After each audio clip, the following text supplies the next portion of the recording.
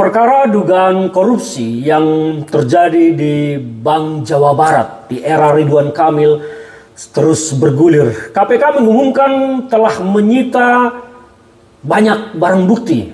Ada deposito senilai 70 miliar dari beberapa deposito senilai 70 miliar, tetapi tidak disebutkan deposito itu milik siapa. Apakah milik pejabat-pejabat Bank Jawa Barat ataukah milik Ridwan Kamil?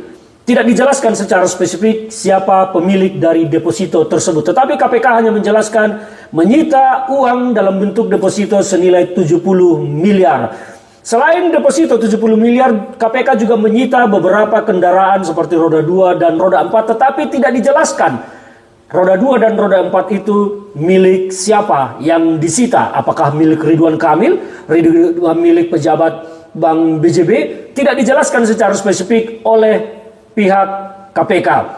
Dan ini menimbulkan pertanyaan, ada apa dengan penyidik KPK? Mengapa tidak spesifik menyebutkan itu disita dari siapa dan milik siapa? Apakah ada upaya-upaya untuk melindungi Ridwan Kamil dari kasus ini? Kita juga tidak tahu. Dan sampai sekarang KPK telah menetapkan sekitar 5 orang tersangka, tetapi belum menetapkan Ridwan Kamil sebagai tersangka. Padahal kediaman Ridwan Kamil juga telah digeledah KPK. Dan tentu ada yang dibawa dari sana. Tetapi secara spesifik kembali KPK tidak menjelaskan apa yang disita dari kediaman Ridwan Kamil.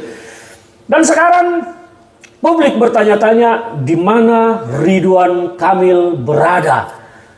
Publik mencari keberadaan Ridwan Kamil. Di tengah sorotan yang sangat besar terhadap dirinya, justru Ridwan Kamil terkesan menghilang dan tidak terlihat di tengah publik memberikan statement komentar tentang apa yang terjadi. Ketika rumahnya digeledah, Ridwan Kamil pun tidak terlihat dan tidak ada statement sampai sekarang yang diberikan oleh saudara Ridwan Kamil terkait perkara yang dituduhkan kepada Bank Jawa Barat. Karena pada masa itu Ridwan Kamil adalah gubernur Jawa Barat yang tentu erat kaitannya dengan BJB, karena BJB ini kan sahamnya adalah milik Pemda Jawa Barat.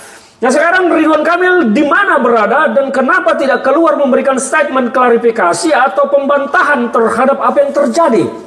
Apakah Ridwan Kamil mengakui bahwa memang telah terjadi korupsi di sana dan mengakui bahwa dirinya terlibat? Tidak juga, karena sampai sekarang Ridwan Kamil diam membisu bahkan hilang seperti ditelan bumi. Tidak terlihat, tidak memberikan klarifikasi, tidak berkomentar. Yang biasanya aktif di media sosial, sekarang Ridwan Kamil raib seperti ditelan bumi.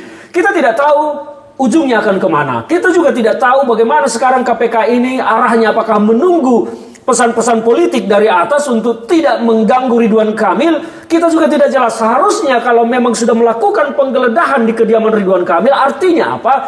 KPK telah menemukan bukti awal permulaan yang cukup untuk melakukan langkah berikutnya, yaitu penggeledahan di kediaman Ridwan Kamil. Mengapa sampai saat ini status Ridwan Kamil belum jelas di kasus ini? Bahkan kita belum mendengar KPK menyampaikan akan memanggil Ridwan Kamil hari A tanggal sekian jam sekian. Belum juga, tetapi semua masih misteri. Saya jadi khawatir jangan-jangan nanti Ridwan Kamil hanya akan dijadikan pesakitan di luar pengadilan. Pesakitan di luar pengadilan itu adalah lehernya diikat tali sehingga langkah-langkah politiknya Ridwan Kamil terkunci semua dan tidak bisa apa-apa lagi karena leher sudah diikat tali. Maju, leher terikat semakin kencang. Dia harus mundur. Dan ini menjadi pertanyaan besar bagi kita sebetulnya, keseriusan KPK ini sejauh mana untuk memberantas korupsi di negara ini. Karena banyak sekali perkara-perkara pidana korupsi yang justru diabaikan oleh KPK, tetapi loncat sana loncat sini, tidak jelas juntrungannya KPK ini. Kasus Paman Birin tidak jelas, kasus Petrol zaman dulu tidak jelas, kasus Alkes masa Covid tidak jelas, dan banyak lagi yang tidak jelas di KPK ini. Kita berharap bahwa KPK adalah lembaga super body yang betul-betul menegakkan hukum dan memberantas korupsi, bukan dipilih-pilih hanya untuk kepentingan politik.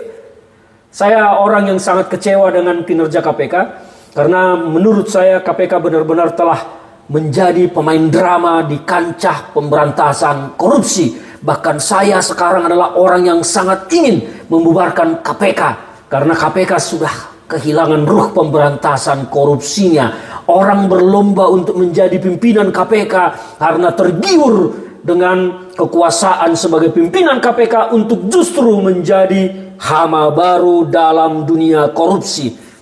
Hama baru.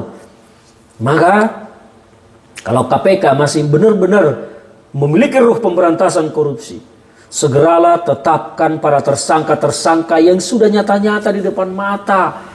Hei kalian KPK, apa kalian gak malu kepada diri kalian? Bicara seolah-olah orang benar tetapi tidak bekerja dengan benar. Salam dari saya, Ferdinand Huta Hayan.